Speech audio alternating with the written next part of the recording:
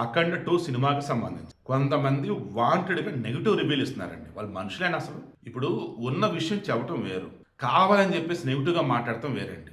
నిజంగా అమరావతి బాగుపడొద్దు, ఏపీలో జనాలు సుఖపడొద్దు. గణేష్ గోల్డ్ తాకట్టులో ఉన్న బంగారాన్ని విడిపించి కొనబడును. సంప్రదించండి 9966611144. ఓవరాల్గా అన్నప్పుడు టీడీపీ వాళ్ళకి సంబంధించినటువంటి ఏ ఒక్కల సినిమాలు ఏదైనా వస్తుంటే అవిగా ఆడొద్దు.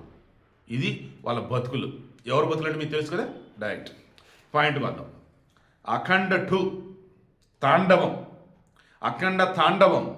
ఇది బాలకృష్ణ యొక్క తాండవం. బాలమురళీకృష్ణగా అండ్ అఘోరాగా అర్పించేశాడు బాలకృష్ణ. మొత్తం తన భుజస్కంధాల మీద మోసాడు ఈ సినిమాని. అయితే బోయపాటి సీను ఎప్పుడు లేని విధంగా సనాతన ధర్మాన్ని హైలైట్ చేస్తూ హైందవ ధర్మాన్ని కాపాడటం కోసం సిద్ధ పురుషులు హిమాలయాల నుంచి ఎలా వస్తారేంటో బ్రహ్మాండం చూపించాడు. ఇక మీకు బాగా గుర్తుంటే ఆది శంకరాచార్యుడు, ఓకే, శంకరుడు తన తల్లికి మాటిస్తాడు, అమ్మా నేను ఎక్కడున్నా నీ అంతిమ గడియల్లో నీతోనే ఉంటా, నువ్వు పిలిస్తే నేను వస్తానమ్మా అన్నాడు. ఆమె కాలం చేసింది. మరి రావాలి కదా, ఎలా ఏంటి అన్నప్పుడు మొత్తానికి ఆ శంకరుడిలో భగవంతుడు ప్రవేశించి జరగాల్సిన కార్యక్రమం మొత్తం జరిపిస్తాడు. ఈ సినిమాలో బహుశా అదే లైన్ తీసుకున్నట్టున్నాడు. పెద్దవాడైనటువంటి అఘోర రావాలి, దట్ మీన్స్ రుద్ర రావాలి. బట్ ఇక్కడ ఏంటి, చివరికి వరకు తీరాలన్నప్పుడు అయ్యేది కాదు. అప్పుడు శివుడు వస్తాడు, సాక్షాత్ భగవంతుడే వస్తాడు. That's true. మన సనాతన ధర్మంలో మనస్ఫూర్తిగా నీవు చేయాల్సిన పని నువ్వు చెయ్యి. కర్మణ్య వాదికారస్తే మా ఫలేషు కదాచన మా కర్మ ఫలహేతుర్భు మాతే సంగోస్వ కర్మని. నీ ఎఫర్ట్స్ నువ్వు పెట్టు, రిజల్ట్ నాకు వదిలేసే, నేను చూసుకుంటా. ఇది సాక్షాత్తు శ్రీకృష్ణ పరమాత్ముడు అర్జునుడికి చెప్పింది, ఆ భగవంతుడే చెప్పిన మాట. అందుకే రుద్రుడైనా బ్రహ్మ అయినా ఈ విష్ణుదేవుడైనా ఎవరైనా కానీ సకల దేవతలు కూడా ఏం చేస్తారంటే, ఓ మనిషి ఎఫర్ట్స్ కరెక్ట్గా పెడితే అక్కడ ఆ మనిషి లేనప్పుడు అక్కడ ఆ మనిషి చేయాల్సింది ఏదైతుందో అది ఆ దేవుడే ఆ మనిషి రూపంలో వచ్చి జరిపిస్తాడన్నది ఈ సినిమాలో చూపించాడు.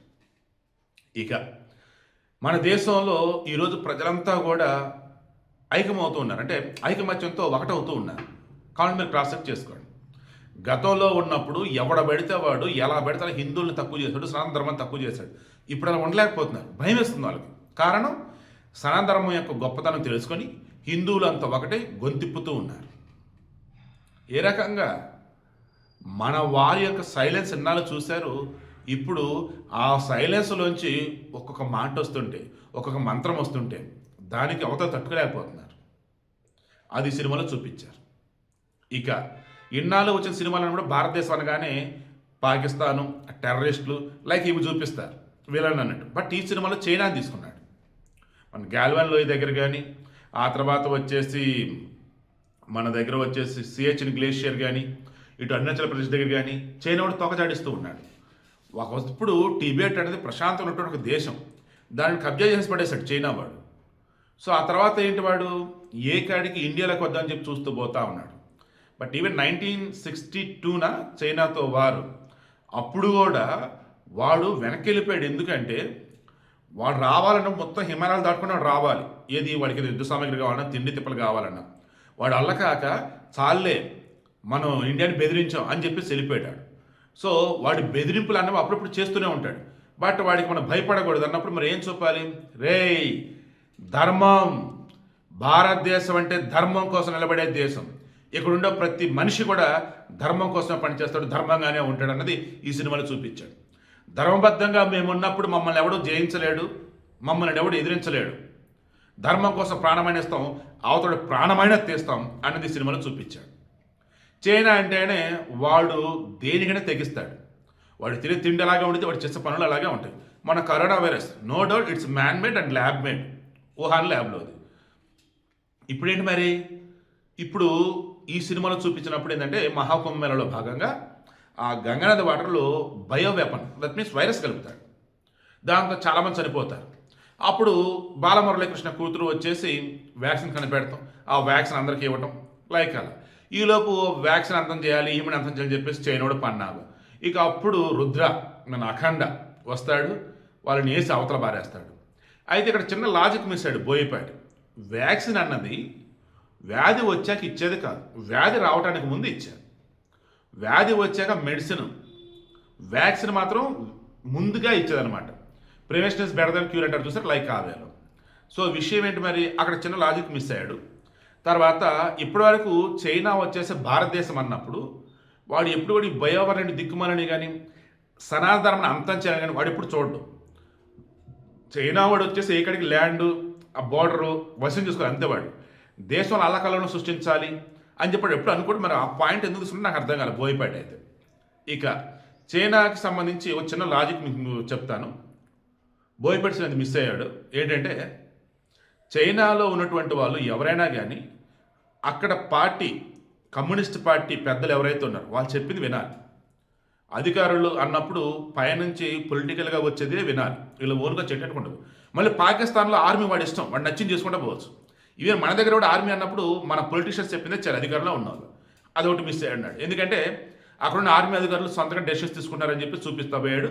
Maybe lack of knowledge or something like that, లేదా సినిమా కాబట్టి అని చెప్పేసి అనుకోవచ్చు. ఇక ఆది పినిశెట్టి ఉన్నంతసేపు అనిపించాడు. కొన్ని లాజిక్లు మిస్ అవుతుంటే కానీ బట్ ఓవరాల్గా అన్నప్పుడు గతంలో అఖండ చంపినటువంటి తాంత్రికుడు ఉన్నాడు కదా, వాడు కొడుకు అన్నట్టుగా వస్తాడు. ఇక ఆ ఉన్న కాసేపత్రం అలా లాడించి పెట్టాడు. మధ్య మధ్యలో బాలయ్య డైలాగులు పూర్ణకాలు తెప్పిస్తే ఫ్యాన్స్కి అయితే ఐఎమ్ షూర్ నార్త్ ఇండియాలో ఉన్నటువంటి గట్టిగా కనెక్ట్ అయింది ఈ సినిమా అయితే. ఎందుకంటే లాజిక్ అందని విధంగా ఫైట్ సీన్లు అండ్ మన రుద్ర అఖండ 2తో దట్ మీన్స్ మన బాలయ్యతో చెప్పే డైలాగులు రేంజ్ అనమాట.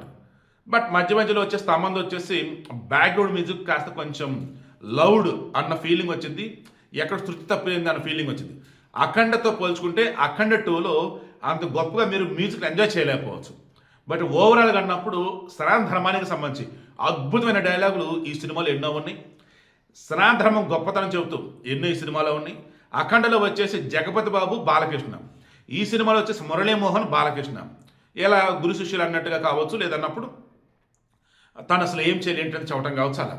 సో శివుని గురించి కానీ దేశానికి సంబంధించి కానీ అంటే శివుని యొక్క సన్నిధి కోసం, ఇక్కడ దేశం యొక్క రక్షణ కోసం నీవే చేయాలని ఆయన చెప్తే అప్పుడు ఈ రుద్ర అఖండ మన బాలకృష్ణ హిమాలయాల్లో తపస్సు చేయడం, ఆ తర్వాత సందర్భం వచ్చినప్పుడు తన అవసరం ఈ దేశానికి వచ్చినప్పుడు రావటం.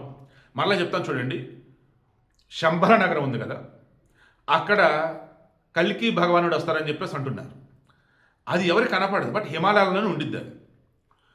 అక్కడ కూడా ఉండేవాళ్ళు ఈ దేశం కోసం, ఈ ధర్మం కోసం, ప్రపంచం యొక్క శాంతి కోసం, సౌభాగ్యం కోసమే.